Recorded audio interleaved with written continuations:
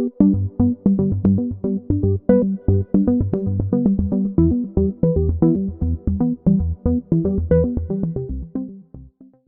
and welcome to the fourth episode of the GroupM Services Advantage series on e-commerce. I'm Girish Menon, the head of client development for GroupM Services in APAC. In our first episode, we spoke to our tech partners, Shopify and Criteo, about the rise of double days, particularly in Southeast Asia, and the tactics that brands can adopt to mitigate for a cookie-less future. In our second episode, we spoke to commerce experts from our WPP sister agencies, Ogilvy, Wunderman Thompson, and VML about how building brand awareness, recognition, and brand loyalty is the key to winning over customers in an increasingly noisy marketplace.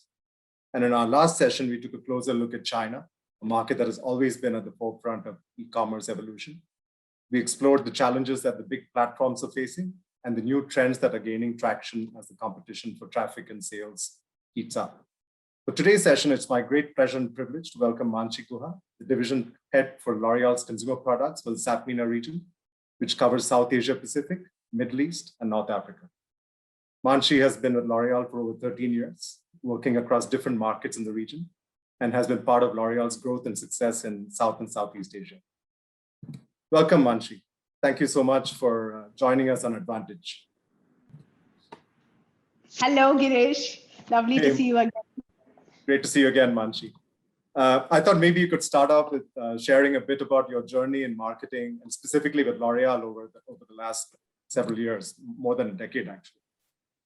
Yeah, sure. In fact, this morning I went back to thinking how when I started my marketing journey, you were one of the first people I've met and worked with. So, it's funny how it's such a small world and we always keep running into each other. I know, came back full circle 20 years later. Yeah, it's lovely.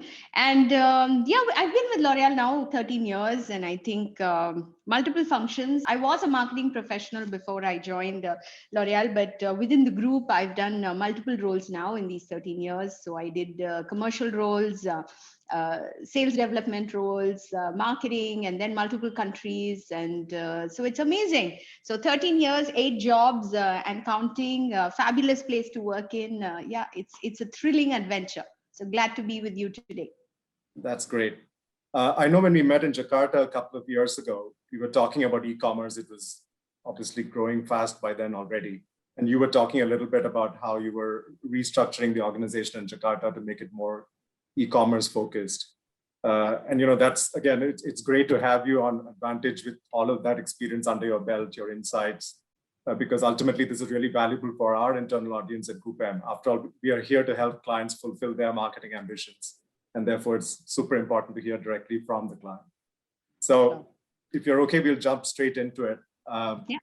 So in a recent interview with Bloomberg, Nicola Hieronymus, your CEO, indicated that e-commerce could account for up to 50% of global sales in the future. Now, if you look at your Q1 results, you already have e-commerce representing about 27% of sales, growing at about 47% year on year. So it looks like you're very much on track to hit that ambition. Given this sort of fast-moving pace, how do you see the balance between traditional brick and mortar and e-commerce channels?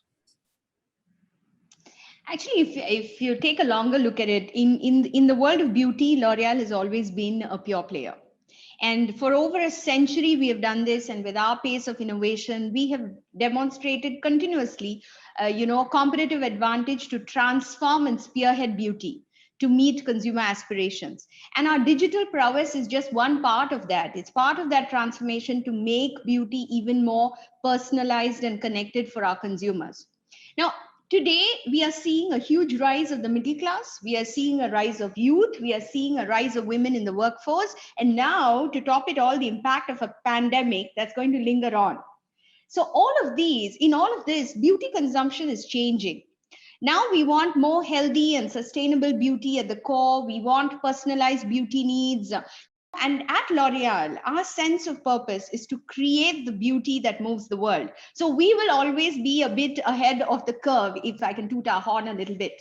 E-commerce is actually at the heart of this change, where what's happening is all the consumer expectations and trends that I'm talking about are merging. And online commerce is just the new convenience. because it provides access to millions of beauty choices at the touch of a fingertip. And at the same time, brick and mortar is about touch and feel. Brick and mortar is a collective experience where you involve your friends to try out a shade of lipstick, or you discuss with your spouse the choice of a household shampoo. Brick and mortar offers trust. Brick and mortar offers relationship and also has an informal algorithm driving it. For example, when your grocer knows exactly what you like and calls you when that is available, the economies of scale will always tilt towards the consumer, because the consumer will want formats for everyone at prices that everyone can afford. So brick and mortar and online commerce are not replaceable. And in emerging economies like us, brick and mortar is significant for arm's length distribution and for the scale of consumer acquisition. So we see our partners, for instance, in Indonesia, since you've traveled there, you know Alfamart, right? They're one of the biggest, CVS chains. Yeah. They provide convenient home delivery from their nearest stores through either Gojek, through the Gojek app, or through their own CRM system, which is Alpha Gift. So everyone is evolving as the consumer needs evolve. So I don't think L'Oreal or anyone is going to make a choice between both. I think what I'm hearing you say is, the market will find its own balance depending on what makes the most sense for the consumer, right? You can't force fit a ratio. You have to go with what the consumer needs. Talking about ratios, the other eternal debate is about short-term sales versus long-term brand equity, right? And this debate has existed from long before the days of e-commerce. But I feel it's a conversation that has been exacerbated by e-commerce because it makes it possible for clients to really put their money into lower funnel advertising. And I'm gonna throw that one at you and ask you your thoughts on again how to balance that. Sure. So I think first and foremost, when you talk to anybody at L'Oreal, they will tell you that we operate with a consumer mindset, and because consumers expect a diversity in beauty. So what we've done again over the past century is built a diverse and rich, complementary portfolio of brands. And what you have, therefore, is a huge choice of products at a wide range of prices across multiple categories of skincare, makeup, hair care, hair color, fragrance, hygiene. And we constantly reinvent our brands. So we are trying to always be perfectly attuned to what the consumer preference is. And therefore, for us, brand equity and sense of purpose comes first. So unique positioning, technology, reason to believe in beauty. There is no trade-off absolutely with short-term sales growth. And I would like to correct this notion of linking online commerce to short-term sales growth, because it's not. Look at a consumer journey. So let's say I'm following a nature blog post and I could read about green beauty choices that Garnier is offering. I search more about them and discover that my favorite opinion leaders are talking about, Garnier skin story and demonstration on TikTok. So then I go to check the Garnier website. I click on a link to Shopee and add it to my cart. And at the same time, I could be someone who's researching about the newest skin ingredient. Let's say it's hyaluron. And I see an ad about how the L'Oreal hyaluron is technologically superior. I click and add a free sample. So for me, the choice has to be made by the consumer based on the consumer's need, the equity of the brand, and the reason to believe. So there is no trade-off between brand equity and short-term sales. And finally, even online, whether it's short-term sales or mid-term, everything is driven, majority of it is driven by organic search. And when you look at organic search, it's brand equity and brand news and reason to believe that is king. Yeah. That's obviously very reassuring to hear. And I think it also requires, therefore, for the brand to constantly produce content or facilitate the creation of related content by influencers or regular consumers or whatever. So that, Absolutely. as you said, when consumers are organically searching, they are able to find, the relevant content. Absolutely. And talking about content, I think that's what is taking precedence today. The fact that content consumption is at an absolutely new high, and it's becoming one world. So it's no longer that you serve different kinds of advertising in different places, because you hear of a trend that's happening in the US and suddenly you have a huge demand happening in Indonesia. So I guess content is king. That's interesting. And that sort of brings me to a related thought, which is in marketplaces like in Southeast Asia, we have Lazada and Shopee and so forth. The way the marketplaces are constructed or laid out, there's obviously a lot of emphasis on pricing and deals and so forth. Mm-hmm. And then obviously L'Oreal as a company and as a brand is a premium brand. I mean, how do you guys think about maintaining the premiumness of the brand within these sort of shop-in-shop environments or marketplace environments? In fact, in beauty, like you said, experience is everything. And when you look at our online experience, it's driven by many things. And now one of the things that's taking precedence is augmented reality. Yes. And with this technology, consumers now can try on, hair color, makeup, obtain a skin analysis, personalized routine. And in fact, the pandemic over the last year has acted as a catalyst in the adoption of AR. So what we do is with our VTO tools, we either have it on our own pages or also in marketplaces. We try to ensure a seamless online dialogue with our brands. And in ASEAN, actually, we have this partnership with Shopee, with Lazada, with Watson, and in other places. So where we don't have this, then we ensure that our pages, our information, the look and feel of the brand, the A+ content there are in the direction of our equity. And for us, special emphasis on our scientific superiority or performance superiority is very important. We have a unified look. So if you go to any partner website across the region, you would see that L'Oreal brands have a very uniform look across.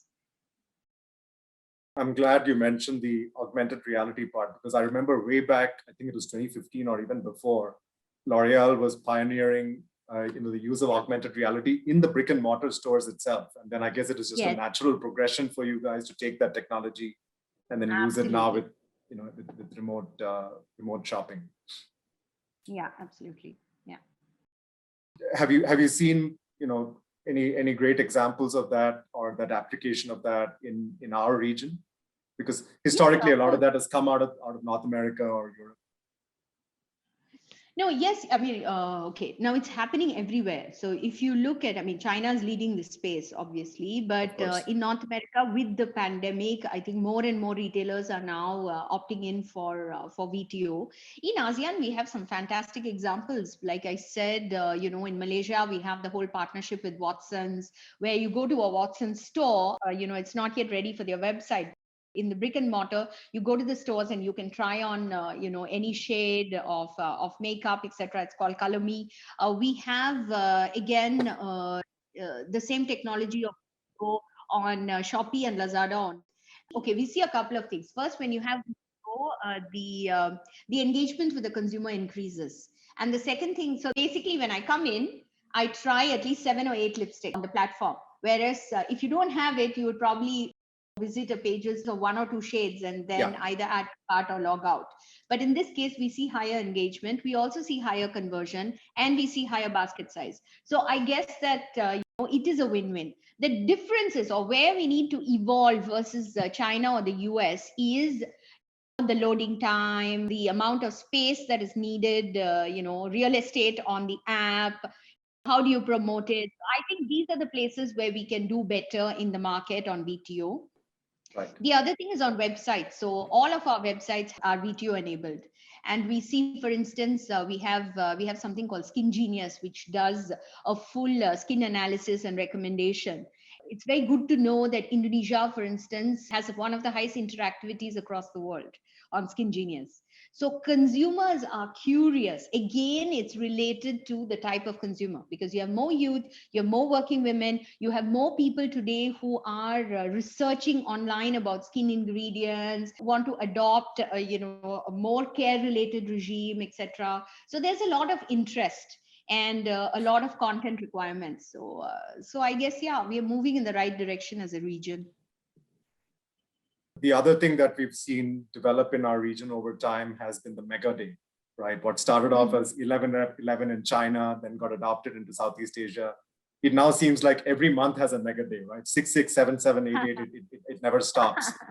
So I'm just curious to know what's your experience and your feeling in terms of, do you feel it's losing its shine, or do you think the market has enough ability to absorb, these frequent mega days? Is it making consumers price focused? Just want to hear your thoughts on that. I have a different perspective because, in the not so distant past, marketplaces were new to the penetration game. So it was all about how to increase online penetration. So mega campaigns at the beginning were just routes to mass consumer acquisition.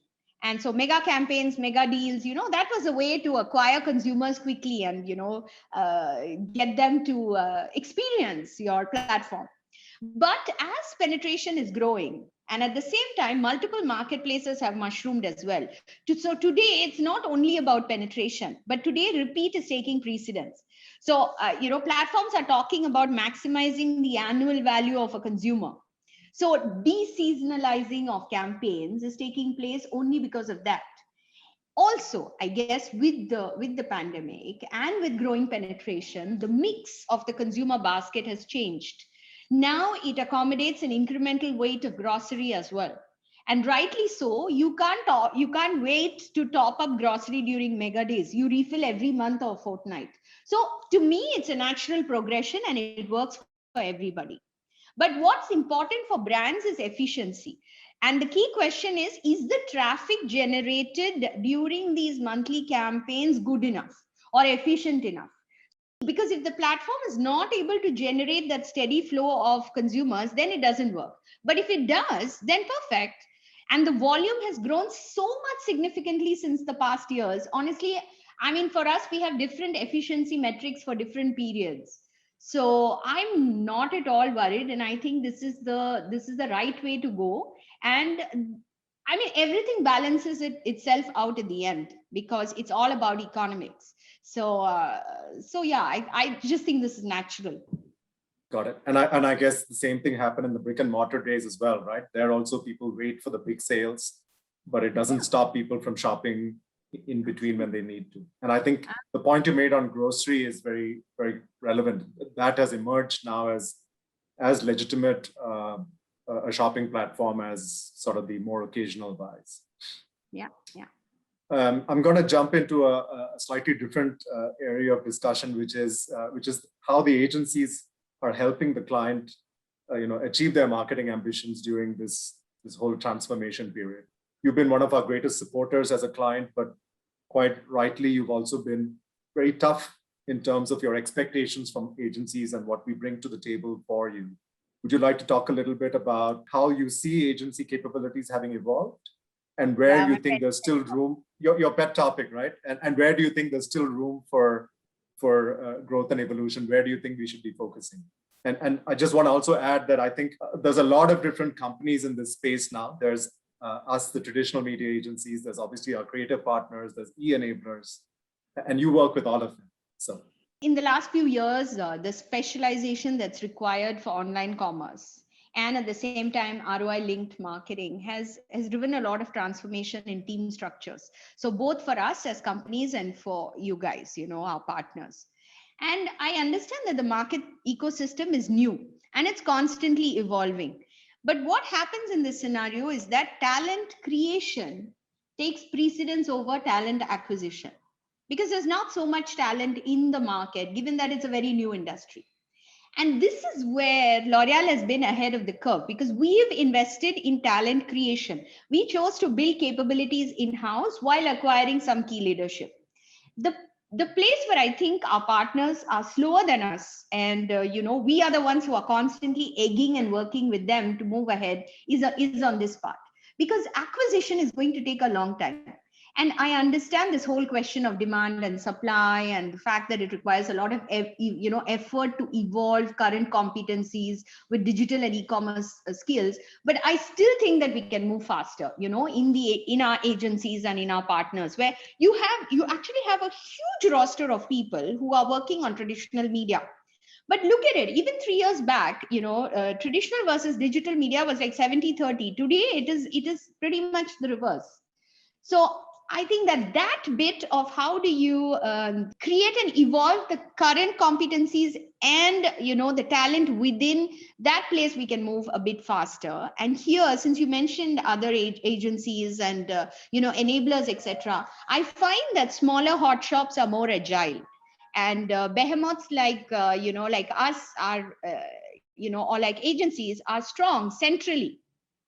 So when you have a regional office, for instance, we see some amazing talent in on the agency side. But when it comes to countries, it's very weak. So that is the thing that has to change now. So I guess it's a question of time, but it'll help if everyone moves at the same pace. Got it. Yeah. And I guess now in your regional role, perhaps you would be looking at benchmarking best practices in certain markets and bringing those across into other markets and so forth. Absolutely. Right. Yes. Are there any, are there any specific markets where you feel that there's, I'm sure everyone talks about China as sort of leading the way, but at the same time, China is also quite a closed ecosystem, very difficult to copy paste or replicate some of their best practices into the rest of the region. Do you feel there are some other markets outside of China from which, where you've seen some really great work that other markets can learn from? No, I think there are two ways to look at China. One is the closed ecosystem part is fine, but when you split the services that they have within that ecosystem, honestly, any of our countries have the same. The difference is what they made out of it. So what we try to do is we try to see what's working best and how do you create some of that, because a lot of it actually has been created. And again, I would say that China is a great best practice on multiple things. For instance, live stream. In live stream, China has created that whole mechanism of live stream. It's created the celebrities that go with it. So there's been a lot of work involved, and therefore they're getting the kind of conversions that they are. Whereas in ASEAN, I see that totally underdeveloped. So, so is it possible to replicate? I don't know. But is it worth a try? I think so. For so sure. I guess that there are many things to learn. And even when you look at the US, for instance, there's a lot they're picking up from China or from Asia. So I guess that we have to pander to what the consumer needs. For instance, if when I was recently looking at some numbers in Indonesia, you see that an average Indonesian is spending 48 hours on TikTok in a month. Now, if that is the kind of time spent, how do you link that to anything commercial or anything which relates to brand building? Yeah, so, and that kind of time spent must be one of the highest in the world. So for sure, I think you can learn from different markets and then experiment and try and finally come up with a model that can be more transversal and it can work. So I guess, lots to do on that front in the region. So I think specifically in these kind of fast growing areas where we see so much variance between markets, there's a huge role to be played at a central level for someone like yourself or your equivalent on our side. To look across markets, to benchmark, to compare, to share, and so on and so forth. Yeah. And Girish, this is where, I've been talking about this for a couple of years. And I think this is where we need to join forces stronger. So there are two things that are required. One is, of course, when ideologies match and we can work stronger together, it's amazing because we can turn around things much faster. But at the same time, having the competency in the countries is important, because if only one of us is talking that language in the countries, then it's tough. Yeah, it's not a conversation. Yes, it's not a conversation. So yeah, that's the challenge we need to get out of. I mean, it's interesting that you talk about, L'Oreal's investment in building the capability in-house versus the other option is just acquisition from outside. I have to say it's an open debate in our organization. There's a strong point of view that it's easier or faster to bring the talent, transplant talent from outside into the organization versus finding the right people with the interest or the ambition, not ambition, I would say, but just the ability or the time to pick up the new skills. Yeah, I mean, I'm not for or against any, because I think both are required. The question is how fast can we transform as an entire organization? because you need to look at how are we rejigging the organization to meet the new need, to meet the new media split, for instance, the split of spend. So that's where there's a little bit of dichotomy in what we think, what we say, and what we do.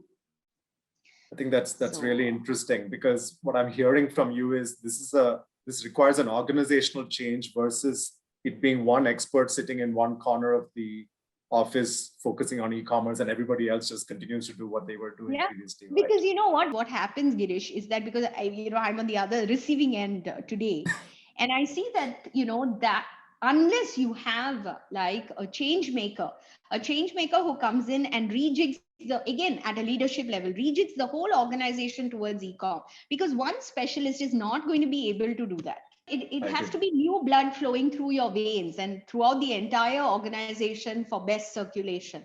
So putting a silo does not work. And the whole thing about e-commerce is not that it's not commercial. Today it is brand building. Today it is advocacy. Today it's influencing brand communication. So it cannot be one department. It has to be a full matrix. So which means the entire organization on the agency side has to be redesigned, like we have redesigned ours. I was just going to say, I've certainly seen that happen at L'Oreal over the last 3 to 5 years for sure. The other thing I wanted to talk about perhaps was, I mean, you've touched upon this several times, which is how consumers have changed over the last several years and how that is driving organically how the market evolves. Have you seen, especially during the pandemic period of the last 1 year, any specific behaviors, whether it's shopping behaviors or overall consumer motivations that have either surprised you or just been significantly different from how things have been in the past? Yeah, I think quite a few. We just spoke about VTO being one of them. Yes. But the pandemic has scarred us in very different ways.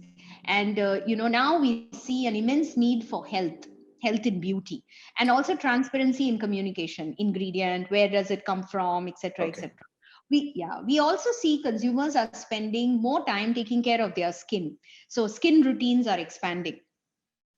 Similarly, with the lockdowns and the salons being closed for most of the year last year, we saw a boom in home coloring. And look at our new lives. You and me are doing a catch up over Zoom and MS Teams. So we ensure that we look good in work calls. But the That's definition. True. I got my ring light, Manche, just for you. And I'm so conscious of my skin now. But the definition of this look that has changed, especially for women. And there is now an increasing need for skinification of makeup. Because anyway, you're at home, you're doing these calls from home. So it's not like, you apply a lot of makeup, but then you have the same needs. You want to look good. So there is more skin and health care that's coming in. And the lipstick stays, because in the lipstick effect, only the finish changes. So now it's more moisturizing, it's more gloss, it's more lip tint, but lip makeup stays. So I guess that, our behaviors are changing. There is also, we all know about it. There is an increased need for support on mental health, because all of us started by thinking that this pandemic is going to last for a little while. Then it became a year. Now it's approaching a year and a half. So I guess, it's kind of taking its toll, especially on us emerging countries where rates of vaccination are low. So we definitely, are expecting that once vaccinations are through, that beauty is even stronger, and we are going to make up for all the time that we lost. No, that's fascinating. I mean, especially as you spoke about, and this all makes sense when you hear it, right? The increased focus on our faces, on our skin, and I mean that literally means that you have to potentially rejig your product portfolio, your marketing mix to tap into that changed demands, right? Yeah, absolutely. And it's not only us. For sure. I think today, today the beauty market is so interesting, because there's so much innovation. There are so many indie brands and small players, and everyone's coming in with new things, and that helps because the bigger the better. And in our emerging markets, there's a long way to go in terms of penetration, usage, routine maximization, etc. So it's very exciting times, pandemic or no pandemic. Sure. And we all know that when there's more competition, it just helps everybody grow the market, right? Yeah, totally. I just want to also talk about some of the technology, the changes in the technology landscape. Everybody's talking about the death of third-party cookies and how, in maybe a year's time, it would make more sense for advertisers to be more reliant on their first-party data. Without revealing any of your secret sauce, just want to hear your thoughts on, just in general, how CPG brands should be approaching this whole idea of building their first-party data sets. I mean, everyone's had CRM for years, but in many cases, we know that CRM databases are not necessarily clean or data that you can activate through media. So all of that focus changes in the coming months. So I think we are all seeing a global shift in the attitude towards privacy. So as advertisers, all of us will need to adapt our thought process, and tune it to our technology or partners' technologies, etc. So, and everyone wants to respect all the new laws to this effect and all of that. So while, on the route to finding a solution, I think today the immediate opportunities are that digital investments are now becoming more insight based, in terms of planning. So whether it's behavioral targeting or contextual targeting, etc. And you see new products emerging. So I'm quite sure that, we'll be ahead of the curve on this one as well. And as far as CRM goes, CRM is a function of lifetime value of the consumer. So on CPG, it's a tall ask. So we'll see how that one goes. For our luxury business, for instance, CRM is just par for the course, not only for us, but for also all our competitors. Sure. But for CPG, we'll have to wait and see. But yeah, there are a lot of plans in the oven, and we can talk more as we go. Fair enough. Sure. Yeah, I mean, we're all figuring it out as we go. And to be honest, today there's a talk about the death of the cookie, but there's no hard solution available as an alternative. So everyone's sort of figuring this out. Manche, this has been, a super interesting. I don't even know how long we've been doing this, half an hour, 45 minutes. I feel like we could go on and on for easily another hour or more. But, are there any closing thoughts that you wanted to share to sort of wrap up a lot of these conversations that we just had? I think it's going to be a very, very interesting future with or without the pandemic, because I think, innately human beings are survivors. So we will find a way, but we will just have to find a more sustainable way of doing everything that we are doing and respect planetary boundaries. And I'm waiting for the pandemic to get over so we can all have our holidays and make up for all the time that we have missed out on. Sure. Yeah. And I'm sure the consumers, all our consumers are waiting to do the same. So cheers to a great future. Thank you so much, Manche. Completely, aligned and resonate with everything that you've just said. The fact that consumers are the ones driving the way the market finally evolves. Consumers are the ones driving the way companies evolve their product portfolio and their marketing focus and so forth. Absolutely with you in terms of the agency needing to keep up with clients, be it through either building capability from within or bringing some of that capability from outside. But I think the most critical thing that you said was that it has to be an agency-wide transformation or organizational-wide transformation rather than a siloed specialist capability in one part of the company. I think that more than anything is something that we all need to take home with us and really think through. Just want to thank you for joining us today. It was fantastic to have you with us, Manche, and I hope that we can get access to your thoughts and insights and perspectives again at some point of time in the near future. For everybody else who's joined us on this video session, thank you for being here. We have one more session in the series in which we speak to our agency leadership on on how they're pivoting their strategy to meet client needs. So I'm sure all of Manche's inputs will be taken on board during that conversation. Thanks again, everyone. Thank you, Girish. Thanks a All lot. right.